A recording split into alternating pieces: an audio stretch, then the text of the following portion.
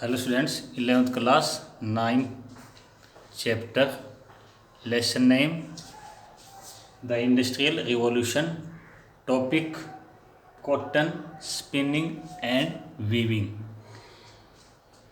बेटा, हम जो टॉपिक कर रहे हैं उसको थोड़ा सा ध्यान से समझिए। हम यूरोप के कौन से कंट्री के बारे में पढ़ रहे हैं? मेनली इंग्लैंड के अंदर सबसे पहले जो क्लॉथ बनाया जाता था, जो कपड़ा बनाया जाता था, वो किससे बनाया जाता था? वो बनाया जाता था फ्लैक्स से और वूल से। फ्लैक्स क्या है? एक प्लांट है बेटा, जो अब पहले हरियाणा में बहुत ज़्यादा होता था, लेकिन अब इसका प्रोडक्शन ऑलमोस्ट रुक गया है। इससे जो है ना, हम समझ सकते हैं कि कोर्सर टाइप का ही उनके जो है ना क्लॉथ बनते होंगे। बट बेटा, 17th सेंचुरी में क्या हुआ?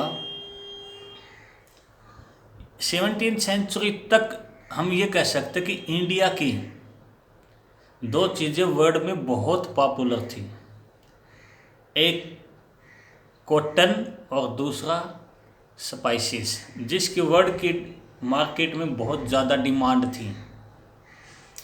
और इंग्लैंड जैसे कंट्री के अंदर तो भारत का जो क्लॉथ है, कॉटन क्लॉथ, उसकी डिमांड 17th सेंचुरी से पहले बहुत ज़्यादा थी और जिसकी वैल्यू भी बहुत ज़्यादा, जो ना अर्निंग भी बहुत ज़्यादा इस तरह इंडिया करता था। और ये जो इंपोर्ट और एक्सपोर्ट जो होता था वो कहाँ से होता था? वो इंडिया की सी पोर्ट से, गुजरात के अंदर सूरत से, आंध्र प्रदेश के अंदर मसूलीपट्टनम से, बंगाल के अंदर हल्दिया से। हमने 10th में पढ़ा है कि तीनों पोर्ट को कब डाउन किया गया? जब यहाँ पर कंपनी का रूल कंसोलिडेट हो गया, तो उन्होंने हल्दिया की जगह एमर्ज किया कलकत्ता को, जिसे आज कोलकाता बोलते हैं। इसकी जगह मसूलीपट्टनम की जगह चेन्नई को किया, जिसे आज हम चेन्नई बोलते हैं। इसका पुराना एंशिएंट नाम मद्रास है। सूरत की जगह बम्बई को किया, जिसको आज हम मुंबई बोलते हैं। और मैं आपको ये बता दूं कि 1947 से पहले पाकिस्तान जो आज बना हुआ है, ये भी अपना ही पार्ट था, तो कराची से भी जो है ना ये इंपोर्ट एक्सपोर्ट होता था। इसके साथ साथ बांग्लादेश की चटगांव पोर्ट से भी जो है ना ये इंपोर्ट और एक्सपोर्ट यहाँ से भी होता था। तो इस तरह 17th सेंचुरी से पहले वर्ल्ड के अंदर एक जो है ना इंडियन कॉटन क्लॉथ का, स्पाइसेस का वर्ल्ड के अंदर एक तरह से बोलबाला था। बट जब ईस्ट इंडिया कंपनी ने यहाँ पर अपना पॉलिटिकल कंट्रोल कर लिया, तो उसके बाद इंग्लैंड के अंदर हमारा कॉटन क्लॉथ के साथ साथ रॉ मटेरियल भी जाना शुरू हो गया, मेन कॉटन भी जानी शुरू हो गई। इससे प्रॉब्लम क्या है कि हमारे कंट्री के जो वीवर हैं, स्पिनर हैं, उनके लिए काम बहुत कम बच गया। 18th सेंचुरी तक क्या है कि स्पिनिंग का काम तो बहुत तेज़ी से हो रहा है, लेकिन वीविंग का काम नहीं हो रहा। स्पिन तो बहुत अच्छे, स्पिनर तो बहुत ज़्यादा हैं, लेकिन एक वीविंग को जो है ना वहाँ बहुत ज़्यादा वेट करना पड़ता है स्पिनिंग के लिए।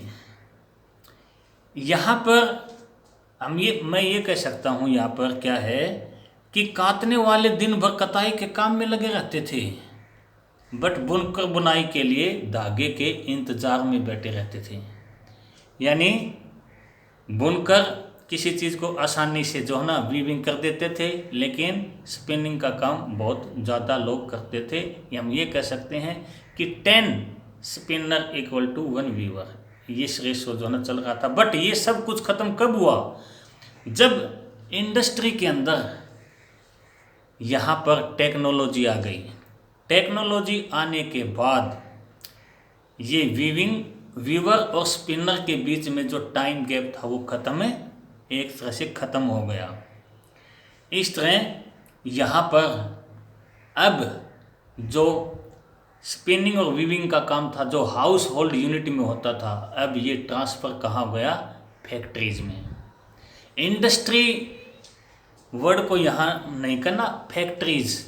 इंडस्ट्री जो घर पर प्रोडक्शन होता है उसको भी हम इंडस्ट्री बोल सकते हैं, और जो फैक्ट्रीज हैं उनको भी हम इंडस्ट्री बोल सकते हैं। बट जो प्रोडक्शन मशीन से होता है वो फैक्ट्री प्रोडक्शन होता है। यानी अब जो है प्रोडक्शन वो फैक्ट्रीज में होने लग गया। किसका? वीविंग का और स्पिनिंग का। 17-18 डिकेड के बाद क्या होता है कि इंग्लैंड जो है वो पूरी तरह से कॉटन इंडस्ट्री का एक सिंबल बन चुका है। यानी पूरा इंग्लैंड अब जो है ना कॉटन इंडस्ट्री से जाने लग गया है, क्योंकि यहाँ पर देखो कॉटन की कोई प्रोडक्शन नहीं होता, बट फिर भी मैनचेस्टर वर्ल्ड का सबसे बड़ा कॉटन प्रोडक्शन जो है ना सिटी है जो इंग्लैंड में है। इंग्लैंड में अब फिर क्या होने शुरू हो गया?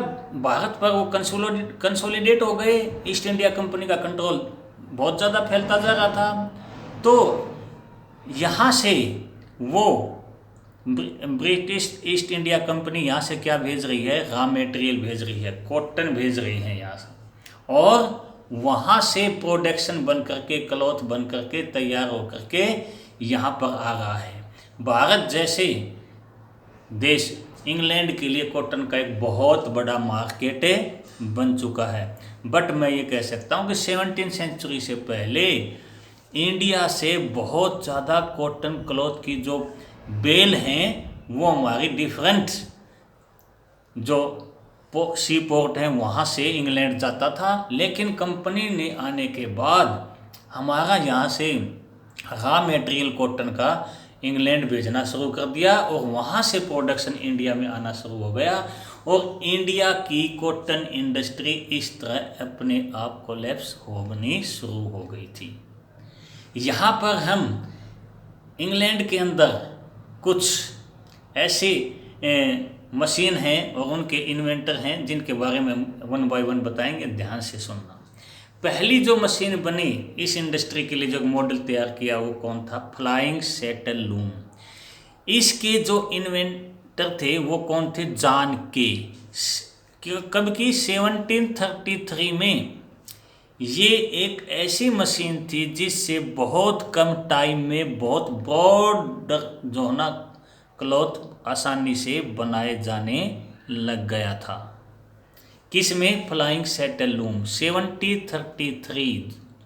इन्वेंटर कौन है? जॉन के, जिसको हिंदी में बोलते हैं उड़न त्रिकर्घा। नेक्स्ट हम किसको लेंगे? Spinning jenny. स्पिनिंग जेनी एक ऐसी मशीन है जो 1765 में इसको जो है ना जेम्स हारग्रीव्स ने जो है ना इसका इन्वेंट किया है। 1765 में है। ये एक ऐसी मशीन है जिससे एक साथ 11 जो थ्रेड है, धागे हैं, वो जो है ना उसकी स्पिनिंग कर सकते हैं। जैसे हम लूम पर काटते हैं ना चरखे पर, एक धागा आता है, इस तरह 11 थ्रेड एक साथ बन सकते हैं। तो आगे इस इंडस्ट्री ने अपना, इस इंडस्ट्री के अंदर इस मशीन ने भी अपना कंट्रीब्यूशन दिया। नेक्स्ट क्या है? नेक्स्ट है water frame. Water frame Richard Arkwright इसके इन्वेंटर है। और यहाँ पर इस मशीन ने क्या दिया है? इस मशीन ने क्या है कि यहाँ पर कॉटन क्लॉथ और लिनन को अलग अलग जो है ना, जो पहले मिक्स होकर के क्लॉथ बनता था, अब अलग अलग इस मशीन ने लिनन और कॉटन क्लॉथ को अलग अलग बनाना शुरू कर दिया। इस तरह रिचर्ड आर्कराइट का जो वाटर फ्रेम है, इस मशीन से कॉटन इंडस्ट्री में क्या हुआ कि अलग अलग लिनन और कॉटन क्लॉथ को अलग अलग जो है ना क्लॉथ जो है ना बनाए गए।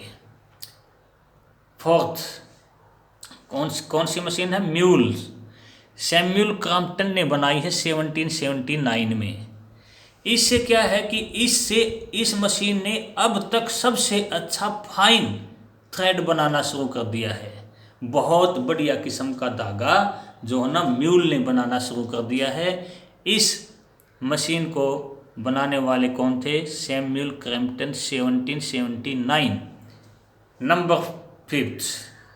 अब जो मशीन है वो इसके आविष्कारक कौन है? पावरलूम के एडमंड कार्टराइट।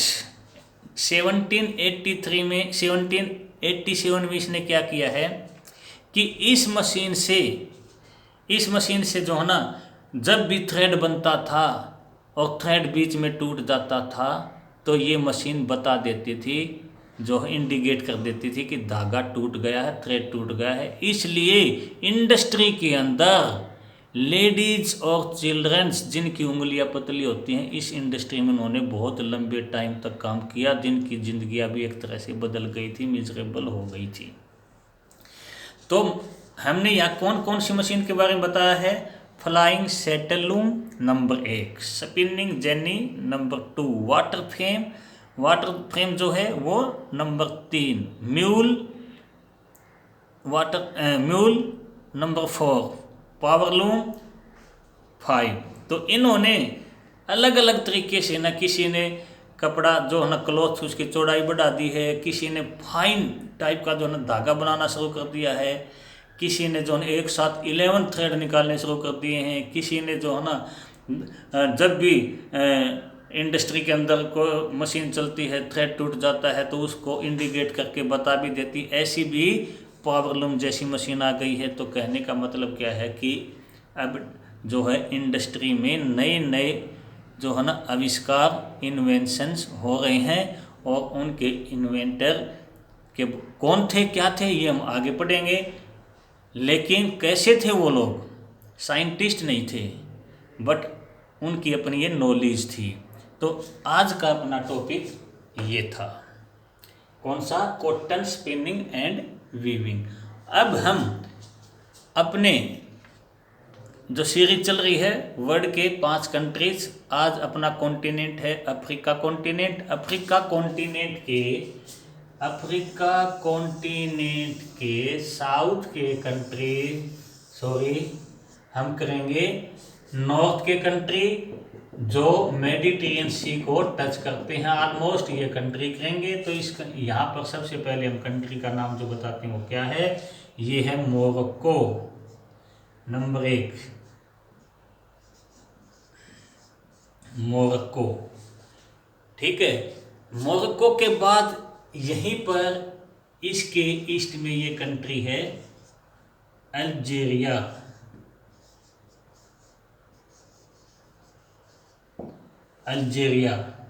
नंबर 3 पर मोरक्को के ईस्ट में अल्जीरिया के ईस्ट में छोटा सा कंट्री है ये, यहाँ पर टूनिशिया।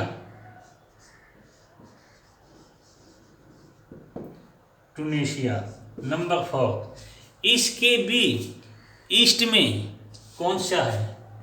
लीबिया। कौन सा है? लीबिया के ईस्ट में ये कंट्री कौन सा है? इजिप्ट। और इजिप्ट के साथ साथ ये लगता कंट्री जो है, जो अफ्रीका कॉन्टिनेंट का सबसे बड़ा कंट्री एरिया वाइज है, कौन सा? सूडान। तो आज हमने 6 कंट्री किए हैं। कौन से? इनको चाहे तो ईस्ट से वेस्ट कर लो, चाहे ईस्ट से वेस्ट और चाहे वेस्ट से ईस्ट।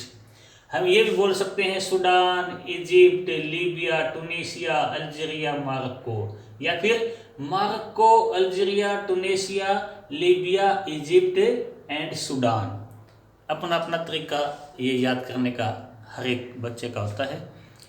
अब हम एक बच्चे ने भेजा है कि सर ये टॉपिक एक बार फिर कर दो, क्योंकि ये बच्चा जो है ना नया एडमिट हुआ है। तो बेटा वो टॉपिक क्या है, किससे रिलेटेड? देखो ये एक क्या है, सपोज करो एक ये सिविलाइजेशन है मेसोपोटामिया की सिविलाइजेशन में ये 2 रिवर हैं, इसके ईस्ट में जो है वो टिग्रिस है, टिग्रिस। इसके वेस्ट में यूफ्रेट है, यूफ्रेट्स रिवर, ये यूफ्रेट्स रिवर है, ये टिग्रिस रिवर है। बेटा पहला जो पार्ट आपने भेजा वो क्या है? देखो क्या होता है कि यहाँ पर आपने एक बात और समझना है कि ये जो एरिया है ऑलमोस्ट ये माउंटेन एरिया है, प्लेटू एरिया है। जब ये रिवर साउथ में आती हैं, प्लेन एरिया में आती हैं, तब इनकी इंपॉर्टेंस बढ़ जाती है। और सबसे पहले लाइफ वर्ड की यहीं पर सेटल हुई है। क्यों हुई है? क्योंकि ये एवरग्रीन रिवर हैं और ये प्लेन एरिया में आती हैं। तो ऐसा माना जाता है कि सबसे पहले वर्ल्ड में जो ह्यूमन ने अपनी सेटलमेंट बनाई थी वो यहीं बनाई थी। तो यहाँ पर मैन मेड और नेचुरल दो तरह की प्रॉब्लम आती रहती हैं। देखो नेचुरल प्रॉब्लम क्या है कि यहाँ बहुत ज़्यादा रेनफॉल हो जाती है, तो यहाँ पर जो फ्लड आ जाती है और यहाँ पर आसपास में पानी फैल जाती है, डिस्ट्रक्शन होता है। मैन मेड प्रॉब्लम क्या है कि जब ये रिवर यूफ्रेट रिवर यहाँ पर क्या है सेटल्ड हैं, ये जो बिंदु लगे हैं क्या है, एक तरह से समझ लेना ये एक विलेज है। तो बेटा ये नॉर्थ और साउथ के, ये नॉर्थ सोच के चलो कि ये जो डेजर्ट एरिया है ये जो है ना इसका नॉर्थ, ये इसका साउथ है, ठीक है। तो यहाँ पर इन लोगों में मैन मेड प्रॉब्लम कब आती है कि जब यहाँ पर ये पानी आता है, वाटर आता है नॉर्थ से साउथ की ओर, तो यहाँ के लोग इस ये जो चैनल बने हुए हैं या जो मेन रिवर है इसमें से सिल्ट नहीं निकालते और वो पानी यही नॉर्थ में ही रह जाता है, साउथ तक पहुंच नहीं पाता। तो नॉर्थ और साउथ के लोगों में ये कॉन्फ्लिक्ट जो है ना वो बढ़ते रहते हैं, झगड़े होते रहते हैं। तो आपने जो पहला स्टैंजा जो भेजा है उसका आंसर शायद आपको मिल गया होगा। नेक्स्ट क्या है? नेक्स्ट में आपने क्या भेजा है कि इंडिया के अंदर बेटा इंडिया के अंदर भी हम ऐसे स्टैंप के बारे में पढ़ते हैं, ऐसे ही मेसोपोटामिया में भी स्टैंप होते थे। स्टैंप का मतलब क्या होता है कि स्टैंप जब किसी चीज़ पर लग जाती है तो वो एक एथेंटिक जो है ना, एक तरह से हम कह सकते हैं कि एविडेंस, एक प्रमाण हो जाता है। तो मेसोपोटामिया में सिलेंड्रिकल जो है ना क्या है, सील है। भाई हमने कोई भी चीज़ जो है ना कहीं पर जो है ना भेजनी है, सपोज करो कि हमने कोई चीज़ जो है ना रोहतक भेजनी भिवानी से, और हम जी रहे हैं आज से 5000 ईयर पहले मेसोपोटामिया के टाइम में। तो बेटा एक मानो कि हमने उसको जो ना गांठ लगानी है, नीटिंग गांठ लगानी है, और हमें ये प्रमाण सहित पहुंचानी है कि ये चीज़ें रोहतक जा कर के पता चल जाएगा कि भिवानी इससे आई है। तो क्या करेंगे, हम उस चीज़ को बांध देंगे और बांध करके वहाँ पर कले लगा देंगे, चिकनी मिट्टी, कले मीन गीली मिट्टी जो होती है गुथी हुई वो मिट्टी लगा देंगे, और उस पर ये देखो सिलेंड्रिकल है ये, उस पर वो जो सील है वो ऐसे घुमा देंगे, तो उस मिट्टी के ऊपर, कले के ऊपर, इसके ऊपर जो भी चीज़ अंकित हैं जो यहाँ पर वो उसके ऊपर छप जाएंगी, प्रिंट हो जाएंगी। तो इससे क्या हो जाएगा कि इससे ये पता लग जाएगा ये चीज़ वहाँ से आई है, क्योंकि ये सील केवल भिवानी की है। तो इस तरह कोई भी चीज़ वहाँ बेबीलोन, उर या उरक या मारी में भेजी जाती थी, तो उसके ऊपर किसी भी चीज़ के ऊपर पहले कले लगा दी जाती है। कले लगाने के बाद वो सिलेंड्रिकल जो प्रेस है, सील है, वो ऐसे घुमा दी जाती थी। यहाँ पर जो भी सिंबल बने हुए हैं वो उसके ऊपर प्रिंट हो जाते थे।